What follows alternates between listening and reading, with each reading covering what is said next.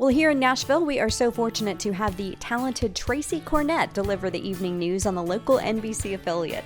She is a rock star in the business, so involved in the community, and is the beautiful mother of 3 talented kids, including NBA Celtic and world champion Luke Kornet. Tracy moved from Dallas, where she anchored the news, to Nashville 10 years ago so she wouldn't miss her son's years as a basketball player at Vanderbilt. I love being able to call Tracy a friend. She came over to record between the 6 and the 10 o'clock news, and I am so excited to introduce you to her in this episode of the Got It From My Momma podcast. Well, sweet Tracy Kornet left the station, came over here between the 6 and the 10 o'clock news, but that's kind of probably typical life for you to run that rat race, isn't it? It's kind of it's the break that I go, hallelujah, what can I do during this window? And my family's not home, so I'm like, heck yeah, I'll come and join this podcast. You got something to do. Thank you so much. I love it. And it's so funny because as someone whose career has been, on television or being in people's homes, it's very interesting for me now, who's kind of a news junkie and still, watches the local news every night. I see you every night, and every once in a while we'll pass in the hallway, maybe at Channel 4, and I've only gotten to really talk to you a couple of times, but I'm always so intrigued I think you're excellent at what you do. Thank you. So good. And I love how you share your life, you share your family, and your journey has been such an interesting one for people in Nashville to watch. And then I was thinking today about how you've worked in all these markets that there may be listeners, since we're kind of nationwide, that may have even seen you on the air wherever they live. So tell me a little bit about that journey. You started in Kentucky, right? Well, I got my first opportunity in Kentucky. Okay. And the general manager was walking by the edit suite when I was doing a cheesy eyeglass commercial at the time.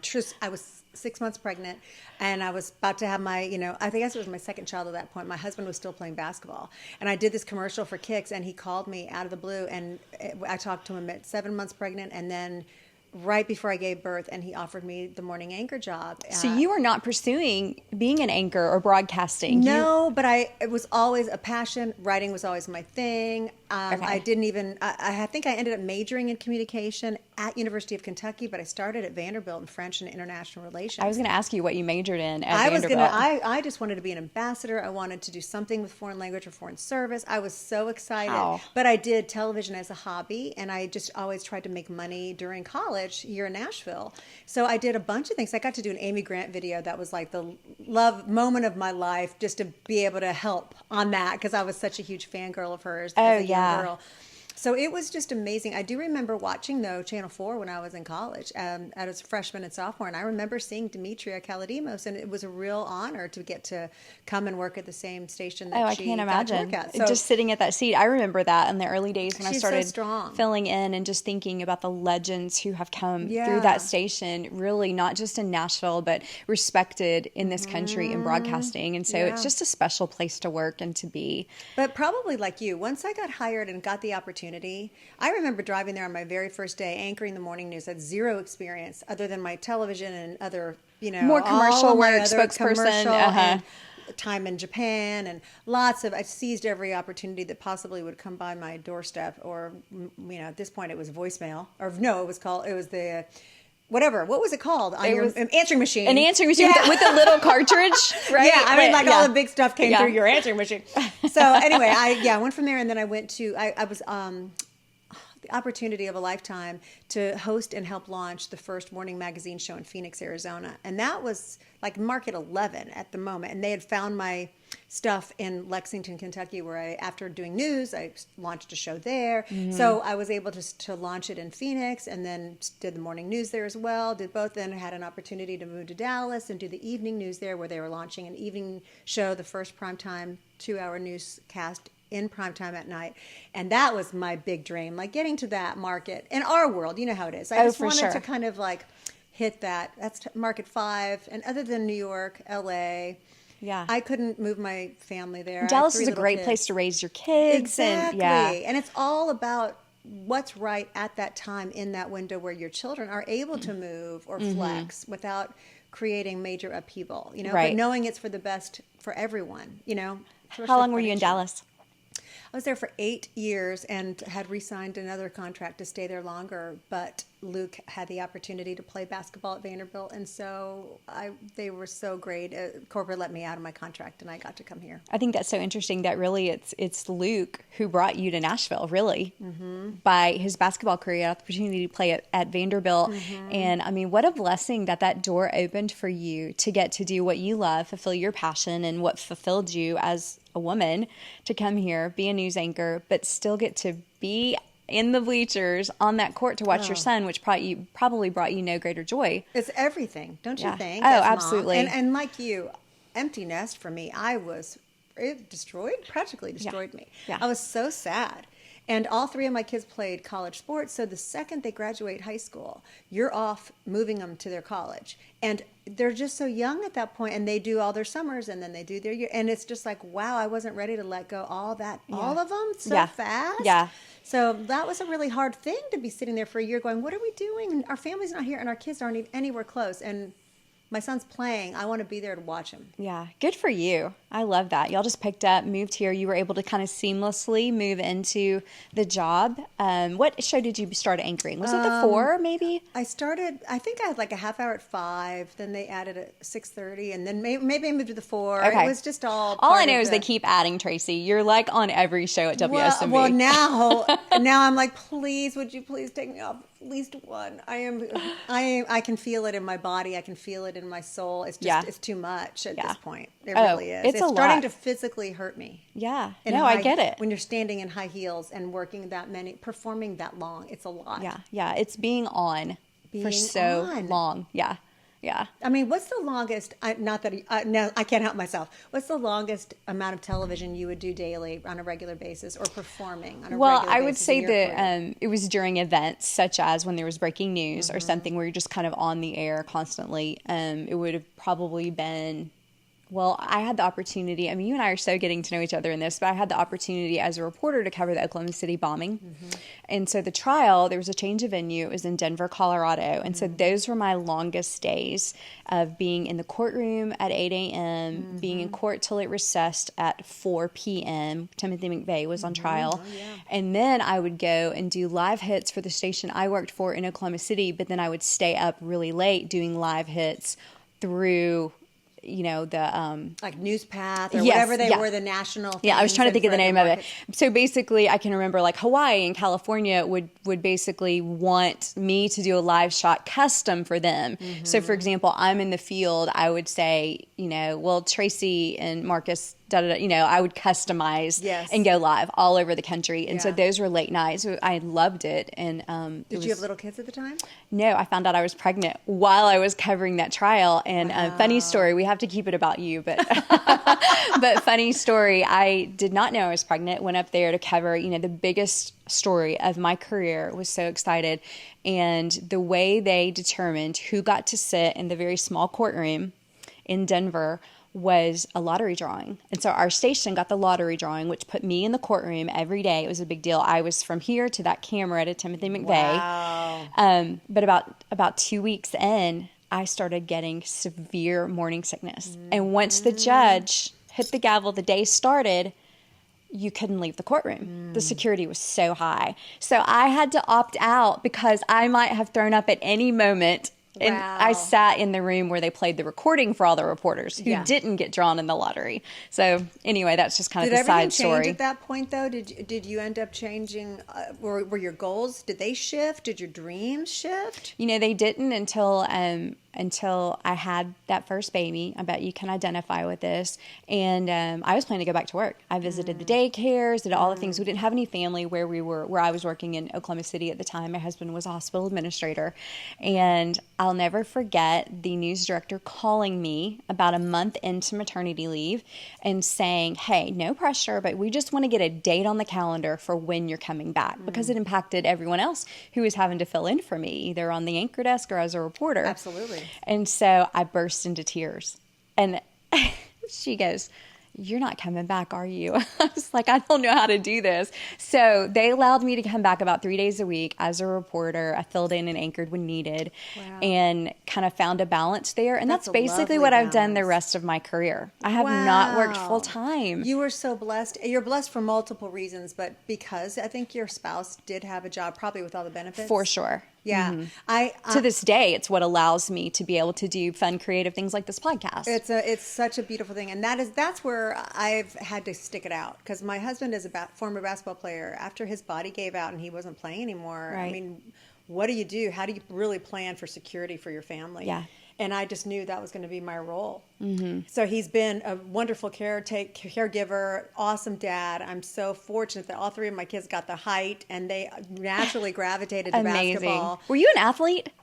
I was a singer, dancer, Palm Squad, dancer at Vanderbilt. All No, the things. I did Broadway. I mean, that was It's my why thing. Nicole, your daughter, has the perfect mix of everything, because she got all of those incredible traits from you, but then her dad's athleticism, height, all that. And she is truly the best athlete in the family. Is she well, really? I mean, Luke's been much more accomplished at this point, but she is the naturally gifted, amazing. And she's using her skill in Hollywood right now. I think that's amazing. Yeah, she's I'm going to thrilled for have, her. or has had, unique opportunities open up for her that Yes. wouldn't to other people Yes, who may she's- also be talented. Exactly. She's found her niche, and that's Yeah. so special to kind of know what your gift is and go for it. Yeah. And because it is a special gift that only you are given in this particular way, wrapped in that particular package. Yeah. And I, as much as I can complain and feel overwhelmed and wish I could just be home with my sick kiddos for longer than one day or whatever we're given Yeah. at work, you know, I know I've kind of felt a calling in this. Through COVID, I felt a calling.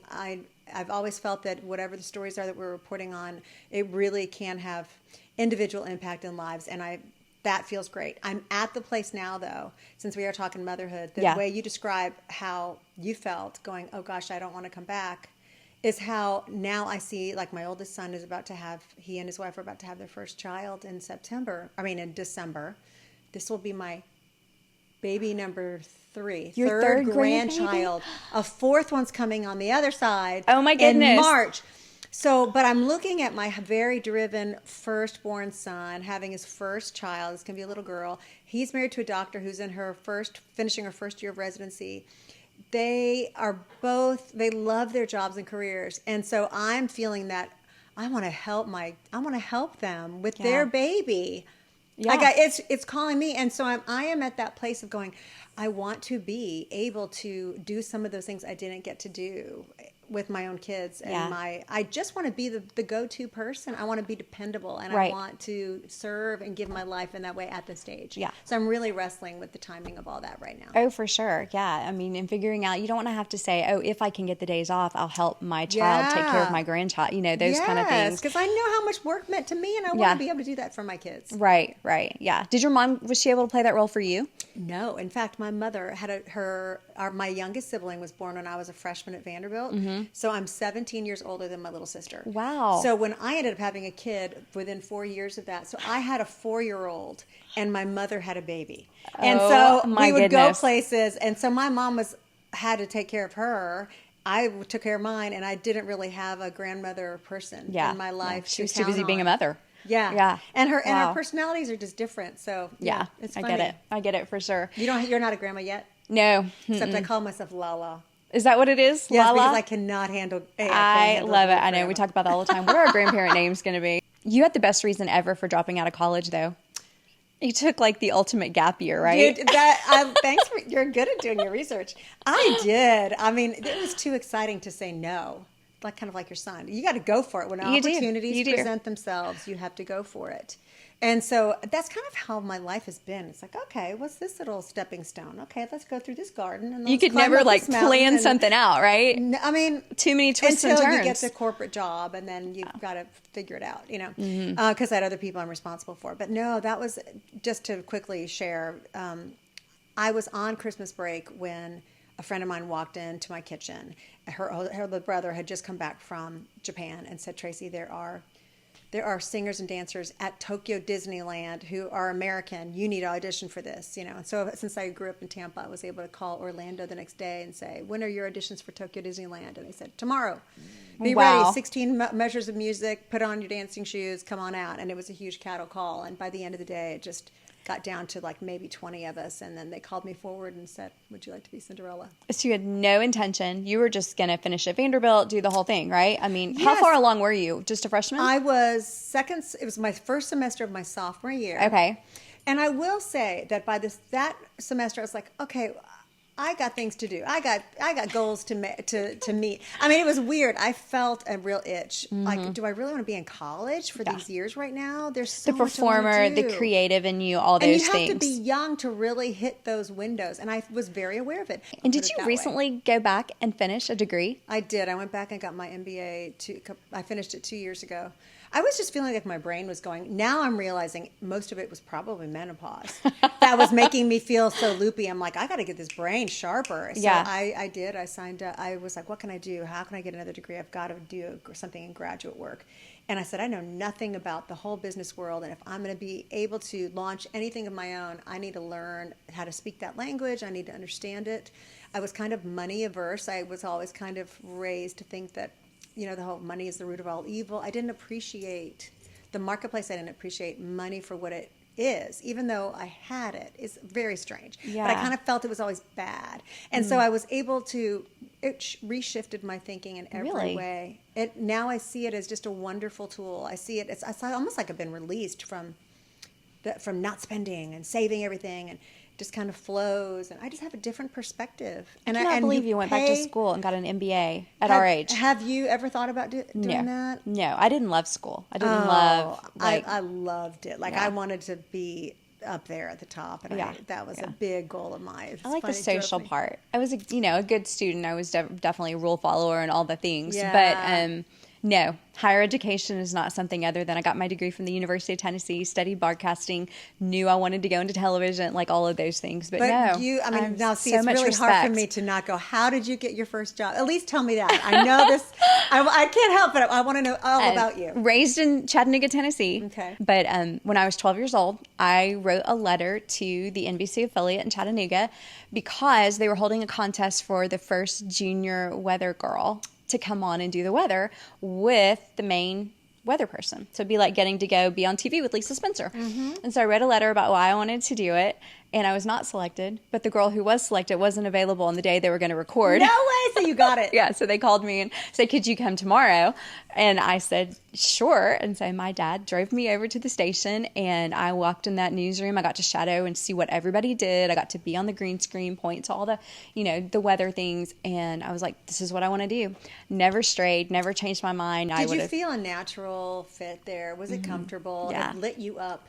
Absolutely. When that happens, it's like, okay, you're kind of made for that. Yeah. You know very early on whether this is for you or not. If you clam up, freeze, freak out, that's not the right medium for you. Yeah. And I think that there's something, and especially doing these interviews with mothers, that I'm realizing there's such a gift when a young person knows very early on what they want to do. Yes. Because there's a lot of young people, even on, into their 30s or whatever, that are just kind of still aimlessly wandering. Yeah. Oh, yeah. Trying really to figure out, like, what do I want to do? What do I want to be? So I felt very fortunate that I knew at an early age, because I had friends changing majors every semester and trying to figure it out. And then I see that in my son, who's a musician. He wanted to be a songwriter from the time he was age 6 and learned that was a job. Never strayed from it. My older son, who's a videographer, got one of those little flip cameras when he was like 12.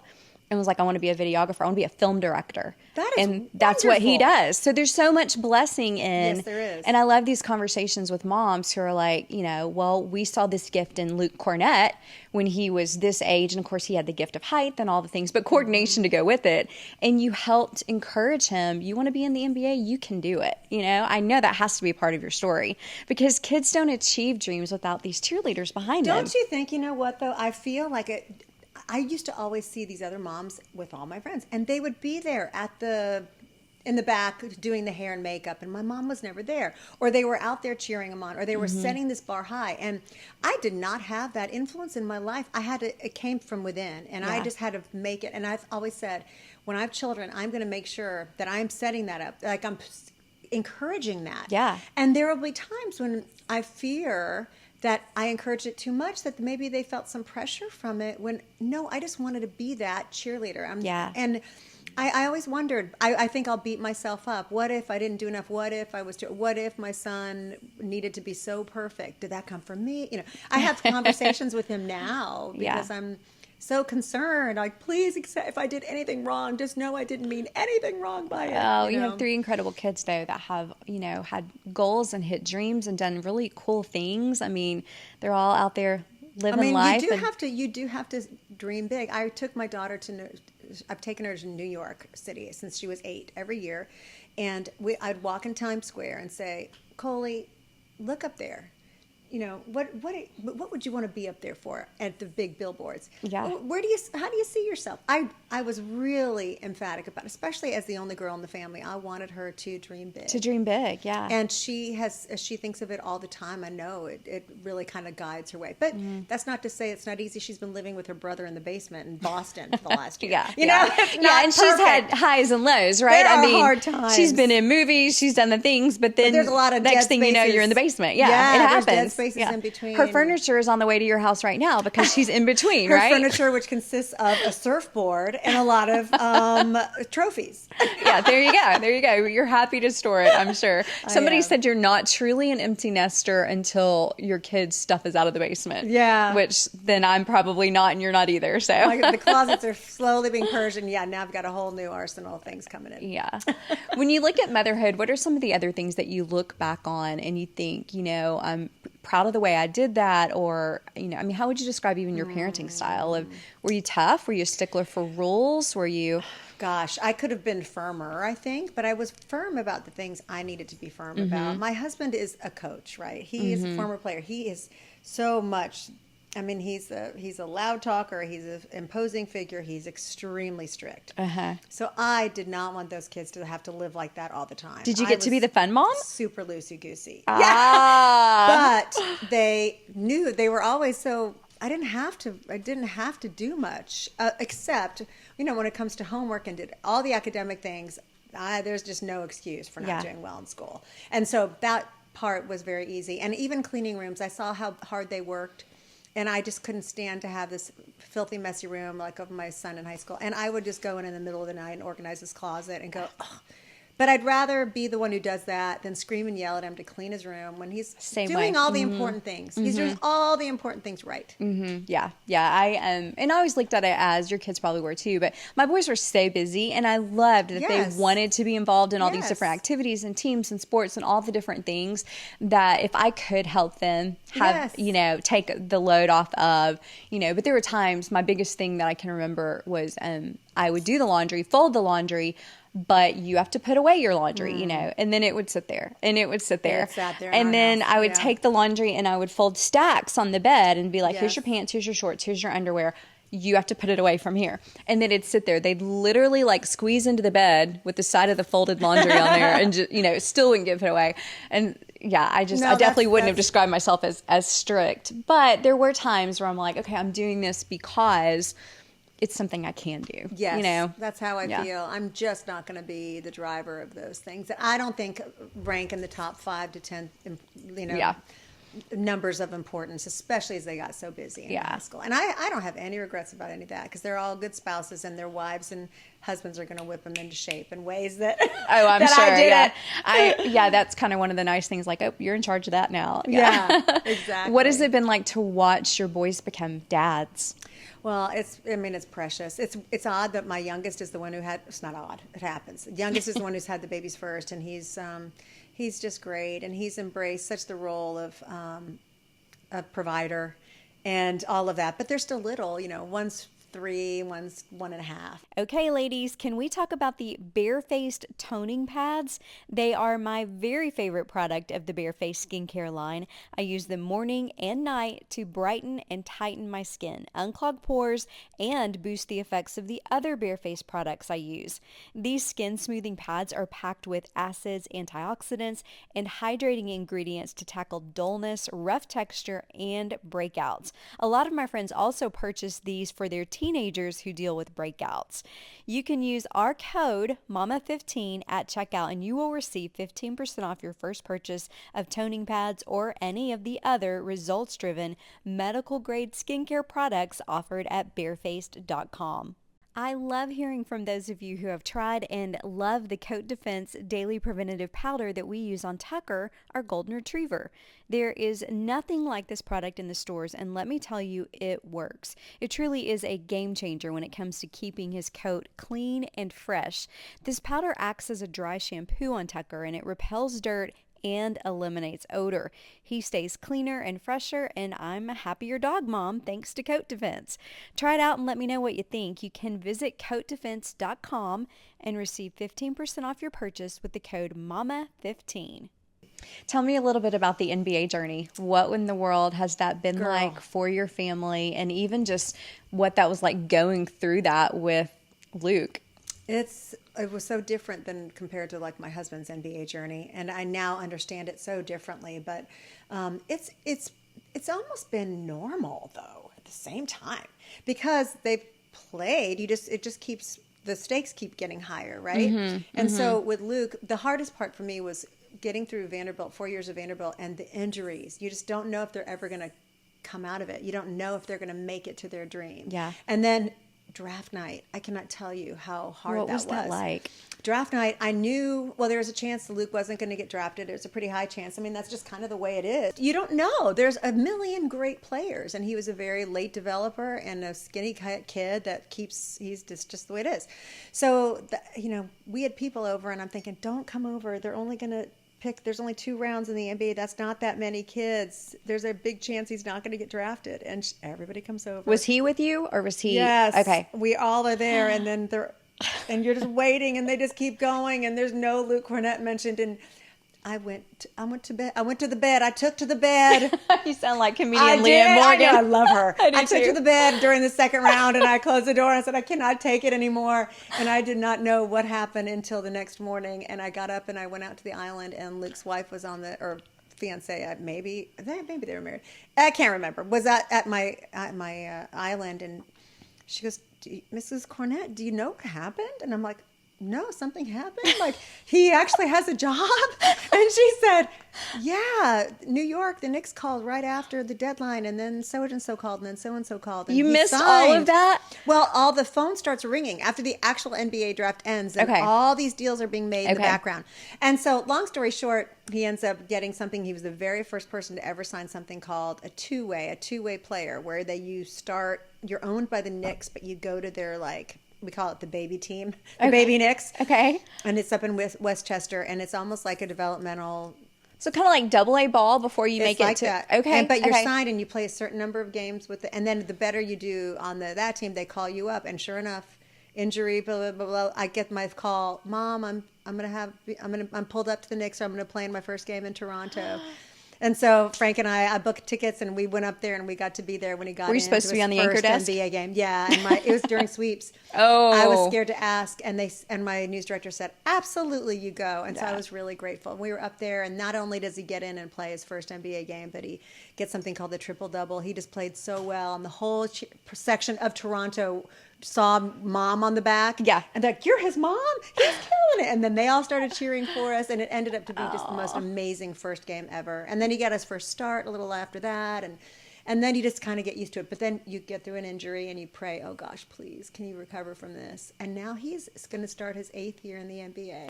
It's an NBA team that's nothing, at least the side I've seen, like all the stories you would hear, and I believe Luke played a huge role in that because he is so self-deprecating and silly, and he's been driving the same Camry I gave him in high school. Oh my goodness. I mean, he finally got a car because he has to fit. He is just a saver, and he doesn't care about Practical stuff, and he doesn't want to be consumed by materialism, and kind of unaffected by what comes along with being an NBA he doesn't player. want to. He's very faithful, devoted, devout person, and so Flash is not his thing. He's turned off by it, which is why he gets annoyed with his sister because she loves Flash, and so he just lives his faith. He just does, and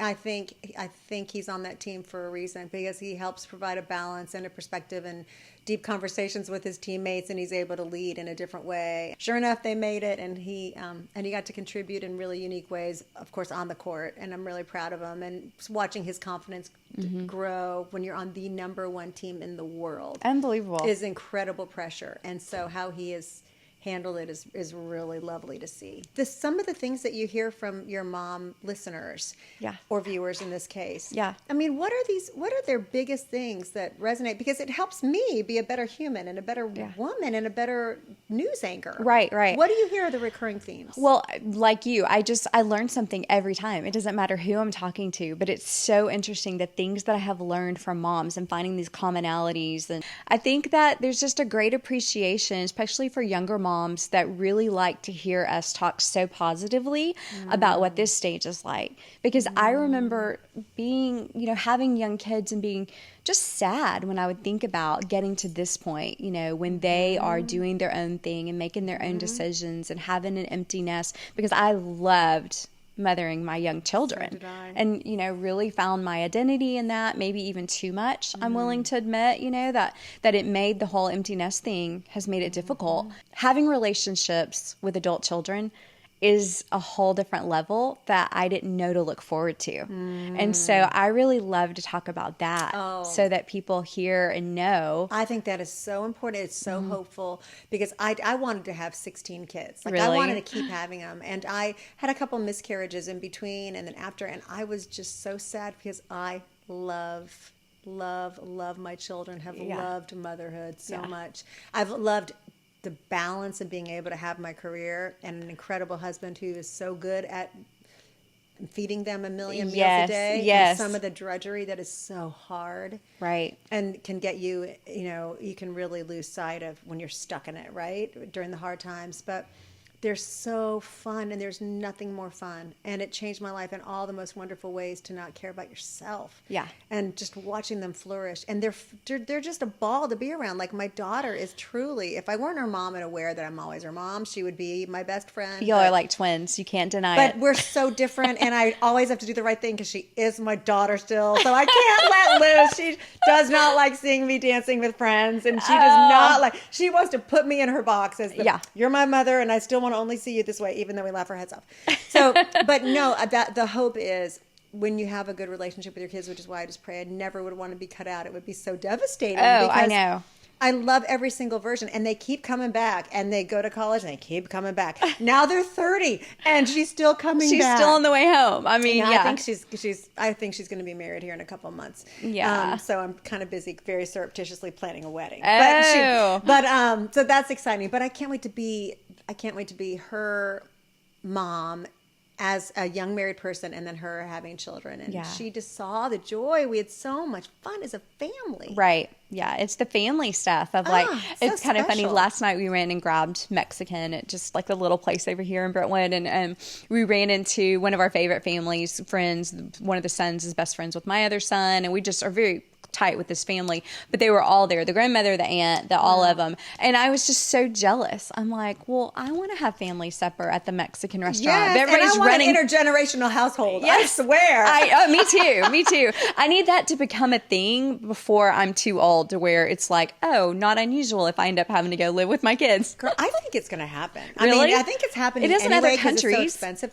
Why is it that every other country it does happen? I don't know. Why is all it about not it. embraced? And it's all because of my co-anchor Lauren and I talk about this all the time. It's because this whole must be independent, find your own way in America. And I think with the cost of everything is just not going to be reasonable anyway. And my oldest, I'm telling you, they beg us to move. They want a family compound. That's what they want. And that would be in Arkansas? That would be in Arkansas. The only problem is my husband doesn't want to move to Arkansas. Yeah. No, but I feel so blessed that they want that too. Yeah. No, does Luke want that with his wife? No. Different I think they need, the youngest needs some distance from mom and dad. Don't need you in my life. But the other, each one is different, and that's what is fun. And I do want to encourage young moms, like, don't think it's over. It's honestly, it's just beginning in a different way. Yeah. It's so true. It really is. It never stops. They keep coming back. Yeah. Do not be as sad. Let yourself be sad, because you do grieve that period of life. And it's just different. There are parts of it, that are different. Are hard. Like your kids marry somebody else, and then you have to kind of walk on eggshells sometimes, and that's a real bummer. Especially as a mom, when and no matter how great the daughter-in-law, my youngest just got married. Oh, and congratulations. so she's precious, and we love her. But it's different. Yes, it's just you can't do for the things. I remember walking into my son's bedroom. Luke was spending the night. He'd gotten married. They're in the guest room, and I walked in. I don't even know if maybe I knocked. And I just want to say, bye, honey, I love you. And I reached over and I gave him a hug. And my daughter-in-law was like, Mrs. Kornet, what are you in the doing bed? here? In the bed. And I'm like, what? I'm just saying goodbye to my son. And then I got a talking to the next day. We need some boundaries, Mrs. Kornet. I need you not to come in. Oh, I was like, no. oh, I'm so sorry. Oh, my goodness. I did not even think twice about it, because you're so used to being mom. Yeah. Those are the things I've had to learn. Yeah. No, it is. Healthy respect for the spouse. Yeah, it's there's a learning curve for sure, but it can even widen the blessing, though. I mean, there's especially for me, who's never had a daughter, and that's so that true. is a very special relationship. So that's been extra special. And I didn't want to skate over the fact that, can we talk about the fact that you were like a backup dancer, pop singer, like the whole thing in Japan that Cinderella led to? Well, It was just about and making what a fun part of your story. You know what? I will say, this is something that I have learned in the last, I'd say, year. Hi, sweetie pie. Tucker, the podcast dog. That's a beautiful dog. I had such a desire to go back and be the things that when you start being really, really grateful for the little things that are the big things. So after the Japan stint ended, it was in the middle of a semester. So I was able to just do random jobs, kind of like I was doing in Nashville, commercial here, an English speaking thing there. Yeah. Lived with an American family in Tokyo that I'd met through my church at this amazing church.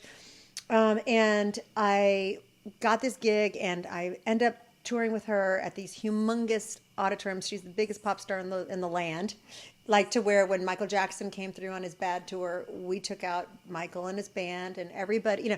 The biggest American stars that were ever over there are going to be on the same. They're just equals. And so anyway, I toured with her on and off for 2 years. What'd you do? What did I do? Like, as a singer, dancer, backup singer. Were you really? So it was just a lot of singing, dancing, big shows, big horn sections. But here's the moral of the story. So last year, I just started I just said, I want to go back to Japan, and I want to tell Henri, her name, how much I appreciate her, and that giving me that opportunity changed everything in my life. And it was like within 6 months, I met so-and-so who met so-and-so who someone wanted to go to Japan with me. I was able to translate something. I went to Japan. I went to her show. She's still performing. I had dinner with her beforehand. I was able to read to her in Japanese my heartfelt sentiment of how grateful I was.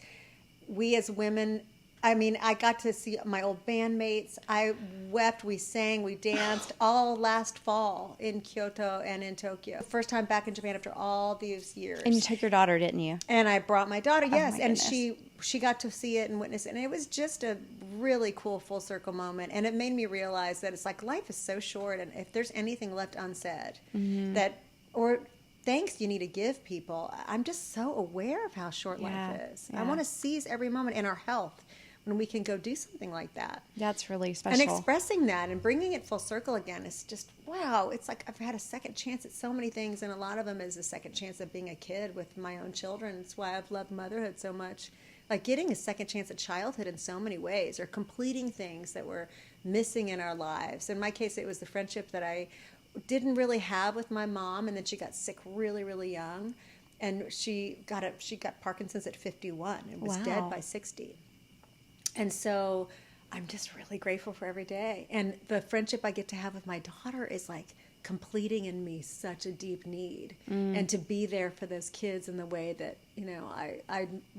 things were lacking. And it's just, it's so special to me. It's awesome. It's like little miracles all the time. Yeah.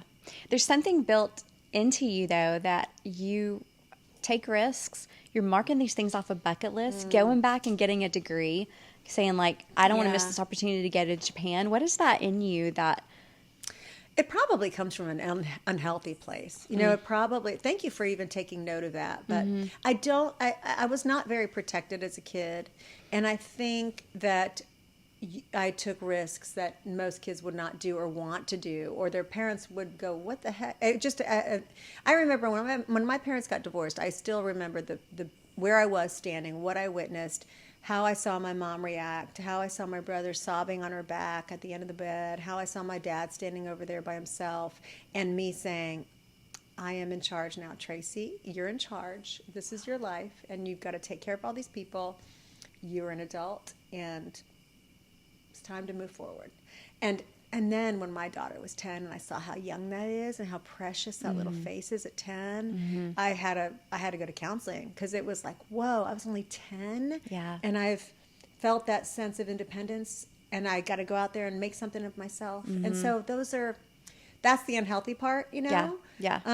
But I want to believe that God also wired me as a very driven person, and I really get a joy out of random accomplishments, or whatever word you want to use, achievements or goals or bucket list marking items.